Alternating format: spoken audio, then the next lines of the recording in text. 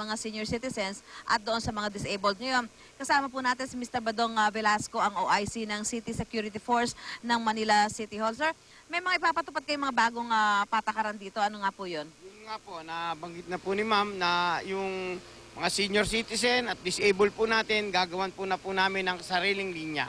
Meron po silang sariling entrance, pwede po silang makapasok ng hindi nahihirapan na katulad po ng mga nakaraan. Medyo hirap po dahil po sa volume ng tao, sa dami po. Milyon po ang dumarating nating tao rito. In and out po yun. Starting po ng 31 hanggang 1 po yun. Tuloy-tuloy po ang tao, wala pong patid. Ngayon po, sige po, sir. Ngayon po, ang ano lang po namin, pakiusap po lang namin, yung mga bata po, ingatan nyo pong mabuti. Kung pwede po, itali nyo sa bewang nyo. Okay. Sir, ang sinasabi, hindi na ho maglalagay ngayon ng mga hagdan doon sa mga bakod kung saan yung iba doon dumaraan. Bakit ipagbabawal na po yun? Kasi po, marami pong reklamo sa amin na na-aksidente, nauhulog. Siyempre, kami rin po ang mananagot noon. Ngayon, ang utos po ni Teniente Edgardo Noriega, ang OIC ng Manila North Cemetery, ay patanggal po yun. Patanggalin po yun, kaya nakikiusap po kami sa inyo. Kung dati po nakakadaan kayo doon, wag na po kayong dumaan doon.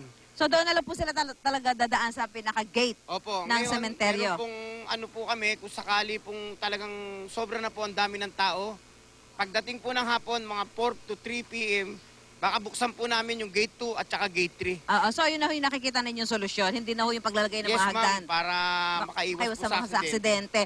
At paalala lang po natin, sir, hanggang kailan po makakapasok ang mga sasakyan dito? Hanggang mamaya na lang po, ng alas 12. At pagkatapos po, sir, hanggang kailan niyo ho papayagan na magsagawa ng paglilinis yung ating mga kababayan doon sa puntod ng kanilang mga yumaong mahal sa buhay? Yan po, hindi po natin mapipigilan yan. Pero ang ano po talaga natin, hanggang bukas po. Kaya nakikiusap po kami. Pumunta na po kayo, maglinis po kayo, binibigyan pa po kayo kahit hanggang Sabado.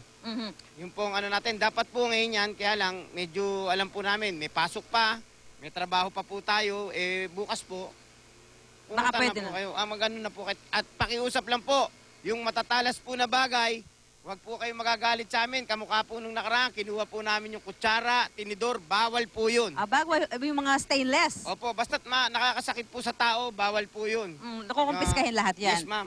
Okay. At siyempre, yung mga nakakalising na inumin? Yan po, tsaka yung baraha po, bawal gitara, lahat po yan, ma'am. Gitara, yung mga radyo? Radyo, basta't po lahat ng maingay. Dahil ito po simenteryo, sagrado po ito. Okay. Hindi po natin pwedeng gawing piyestahan. Dito mag-disco, mag-ano. Okay. Maraming salamat po si Mr. Badong Velasco, ang OIC po ng City Security Force. So, yun ho, yung mga paalala, no? Maglinis na po kayo ng sementeryo at mamaya pong hating gabi, bawal na ho pumasok ang mga sasakyan dito sa loob ng sementeryo na may lawak na 54 na ektarya. Ito po ang pinakamalaking sementeryo sa buong Pilipinas. Habang patuloy naman po ang ginagawa nating serbisyo totoo, yan po nakikita nyo sa ating likuran, ang mga sundalo natin na tumutulong para sa pag-aayos at paglilinis ng ilang bahagi ng sementeryo. Mula po rito sa Manila North Cemetery, back to you, Rhea. Maraming salamat, Susan Enriquez, nag-uulat live mula sa Manila North Cemetery. Buong pwersa ng NCRPO naka-full alert na simula bukas. Bahagi yan ng Oplan Kaluluwa ng PNP na ipinatutupad tuwing undas. Ayon kay NCRPO Director Police Chief Superintendent Nicanor Bartolome, magtatayo sila ng mga Police Assistance Desk sa bawat sementeryo at papaigtingin ang pagpapatrolya ng mga police mobile. Nagpaalala rin si Bartolome sa publiko ukol sa mga ipinagbabawal sa loob ng sementeryo, gaya ng pagdadala ng baril o patalim, pag-inom ng alak, pagsusugal at maging pagpapatugtog ng malakas. Ang mga may iwan naman sa bahay ay pinapayuhan ding maging maingat para hindi mabiktima ng mga masasamang loob. Kaugnay po ng balitang yan, makausap natin live sa studio si Senior Superintendent Noel Baraqueros, ang Deputy Chief ng Public Information Office po ng PNP. Senior Superintendent Baraqueros, good morning! Good morning po sa ating mga kababayan. Kamusta na po yung ating paghahanda, yung mga lalo yung seguridad ng ating mga uuwi po ng mga lalawigan, tsaka nandito na rin po sa darating na undas? Tama yan, Igan. Ang ating kapulisan sa kautusan ng ating mahal na hepe ng Pambansang Pulisya, si General Bacalso, ay nagpalabas ng isang letter of instruction. Ito ay binibigyan ng direktiba ang lahat ng Police Regional Directors para maghanda sa ating darating na undas. Ang apat na areas na tinitingnan natin dito ay itong ating mga seaports, airports, saka mga bus terminals. Ang pangalawa dyan ay yung ating mga highways kasi mag-uuwian yung ating mga kababayan. So normally merong mga traffic. Ang pangatlong tinitingnan natin ay yung area kung saan nandoon yung ating mga simenteryo at saka mga simbahan. Opo. At ang panghuli ay ang ating mga komunidad kasi normally naiiwanan yan, nagpupunta yung ating mga kababayan sa mga simenteryo. Opo. Sa ating seaport saka airport, normally mataas na ang seguridad dyan. Ang bibigyan natin ng emphasis ay yung labas kasi normally may traffic dyan. So tutulungan natin yung ating traffic management. Doon sa mga bus terminals naman, paigtingin natin dyan, we are making coordination with bus management kasi mga private na establishment yan. Opo. Especially doon sa mga pag-i-inspect ng mga bagahe. Sa ating mga kababayan, huwag na po nating dalhin yung mga bawal, kagaya po ng mga deadly weapons, including yung mga knives, saka yung mga firecrackers. Pinagbabawal na po natin yan. Doon sa area naman po niyan, paigtingin din po natin yung tinatawag nating police visibilities. Okay. Ilang pulis ang nakatalaga po? Almost the same number of police personnel na dineploy natin nung nakaraang eleksyon na halos ganun din ang ating i-deploy. Kasi especially sa mga highways, si-set up tayo dyan ng tinatawag natin public assistance centers. Saan po nakapwesto itong mga to? Sa mga strategic locations, depende na po sa ating mga regional directors kung saan nila ilalagay. Bawat desk, ilang pulis po yung nakatalaga niya? Normally, at least mga 5. Okay. Depending sa kwan. Pero visible sila. Ibig sabihin, madaling mapuntahan. Madaling mapuntahan, Igan, kasi normally palalagyan natin including yung tarpaulin na nakalagay yung mga telephone numbers kung saan pwedeng matawagan yung ating mga kapulisan. Anong alerto natin sa PNP? Depende sa mga regional directors. Okay. After the election, dinowngrade natin ng konti from full to heightened alert. Okay. Pero ang utos ng ating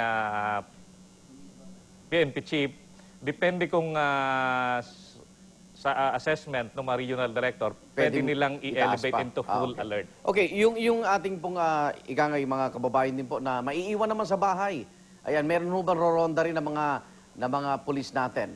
Tama yan, Igan. Kasi ang ginagawa natin dyan, paigtingin natin yung police visibility. At the same time, nagko-coordinate din tayo sa tinatawag nating mga community-based volunteer organizations. Opo. Kagaya ng ating mga bantay bayan, yung ating peacekeeping action teams, at saka yung mga tinatawag nating radio groups. Sila normally yung tumutulong sa atin during this time. Okay, at syempre babalaan na rin Ewan ko, dapat natin balaan yung mga kriminal. Naka-install ho lahat ng CCTV camera na po ng PNP sa mga strategic na mga lugar at talagang hindi na sila makakatakas pa sa batas natin. Tama yan, Igan. Okay, sige po. At the same time, sa ating mga kababayan, nakikiusap po kami, for a crime to happen kasi, tatlo yung elemento niyan, yung motive, yung opportunity, saka yung means. Normally, yung motive saka means, hindi natin masyadong makontrol, pero yung opportunity, pwede nating makontrol yan o ma-deny sa mga nagbabalak gumawa ng masama. So, narinig natin kanina yung mga tips, public safety tips, sundin lang po natin yon. Well, umaasa tayo na magiging maayos ang seguridad, lalo na sa mga barangay. Masisipag pa yung mga yan dahil kapoproklama lang Superintendent Baraqueros, di ba? Tama po. Okay, huling mensahe na lang po sa ating mga kababayan.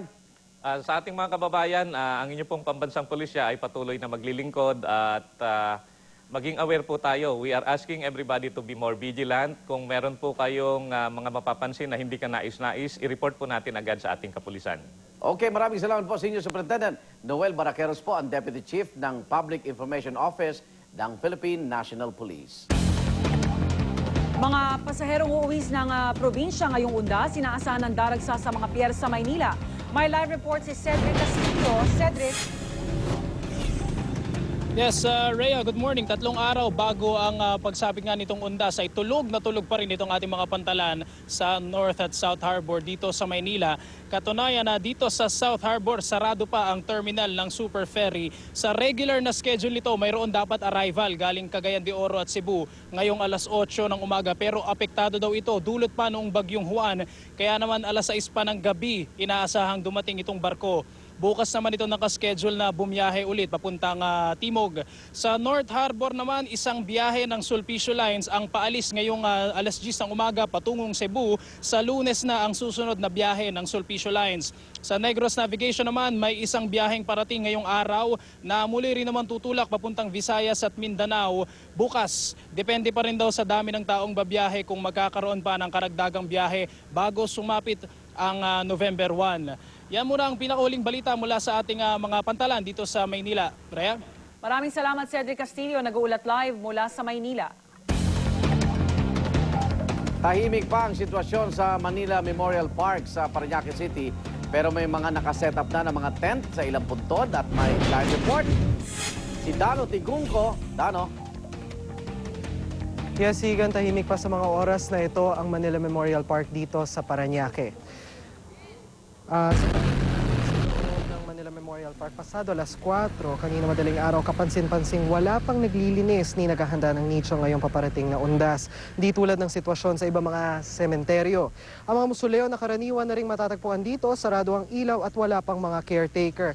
Kapansin-pansin naman sa ngayon ang pagdating ng mga jogger na nag-iikot dito sa paligid ng Manila Memorial Park at kapansin-pansin din ang ilang mga puntod na may mga nakaset up ng mga tent. Sa pakikipag-usap natin sa mga gwardiya ng Manila Memorial Park, normal pa raw ang operasyon nila sa araw na ito. Ibig sabihin, bukas lang sa ngayon ang dalaw mula alas 5 ng umaga hanggang alas 7 ng gabi. Pero sa 31 raw ay inaasahang 24 oras na raw ang kanilang pagbubukas sa publiko kasabay na inaasahang dagsa ng mga dadalaw sa kanilang mga mahal sa buhay.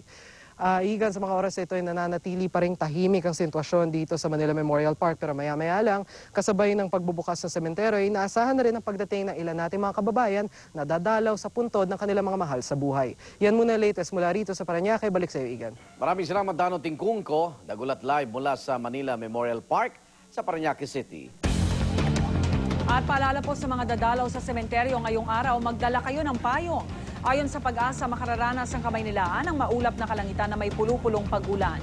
Dulot yan ng Intertropical Convergence Zone na umiilaw sa Southern Luzon, Visayas at Mindanao. Magpapatuloy ang maulap at maulang panahon hanggang sa weekend at sa araw mismo ng undas sa Lunes. At karagdagang mga ulat sa pagbalik po ng unang balita.